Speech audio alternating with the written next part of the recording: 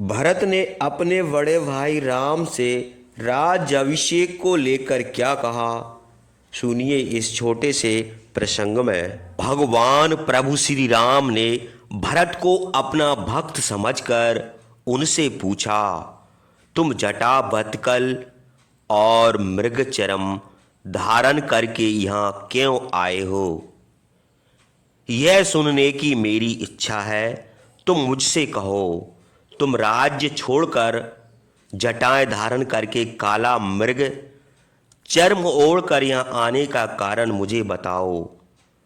महात्मा रामचंद्र के यह पूछने पर भरत ने हाथ जोड़कर कहा, हे शत्रुनाशन महाबाहु पिता दशरथ, मेरी माता कैकेयी के कहने से आपको वनवास और मुझे राज देकर आपके शोक से पीड़ित होकर हम सबको त्याग कर स्वर्ग लोक को चले गए।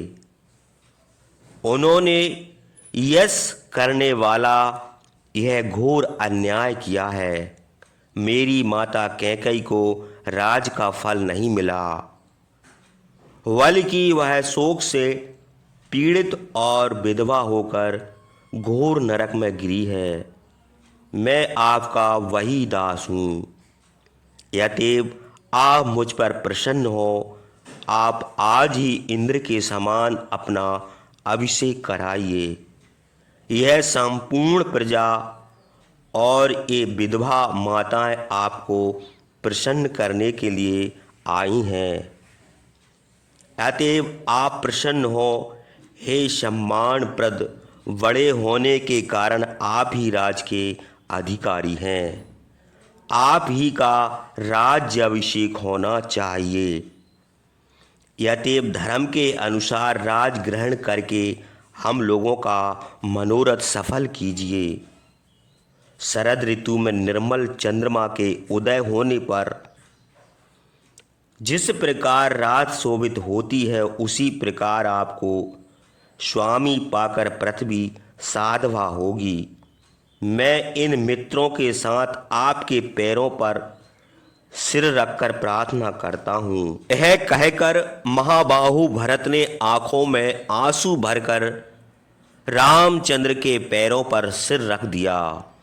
रामचंद्र ने मत वाले हाथी के समान सांस छोड़ते हुए भरत को गले लगाकर कहा, हे शत्रुनाशन, उत्तम कुल में उत्पन्न बलवान तेजस्वी सदाचारी तुम्हारे समान मनुष्य राज के लिए इस प्रकार का अधर्म कैसे कर सकते हैं?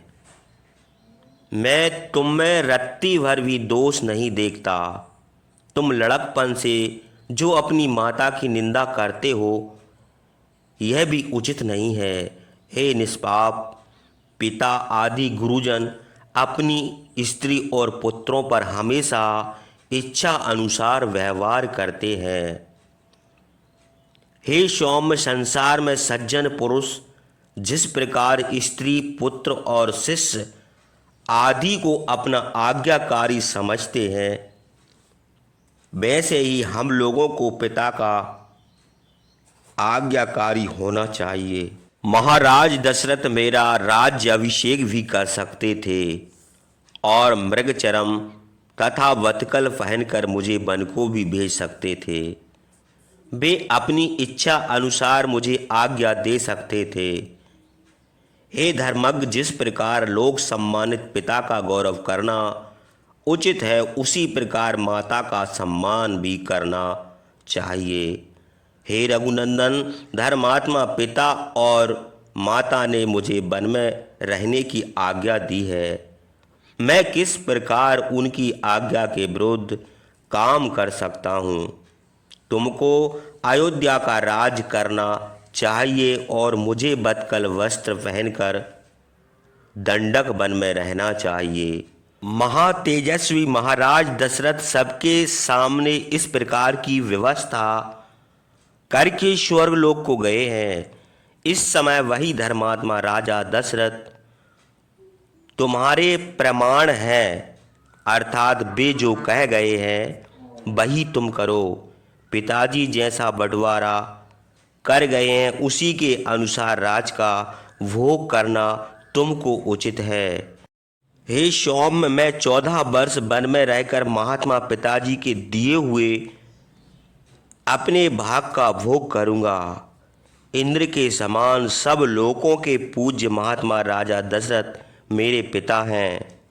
उन्होंने जो आज्ञा दी है वही मेरे लिए हितकर है। उसके सिवा तीनों लोकों का अच्छे राज भी मैं पसंद नहीं करता।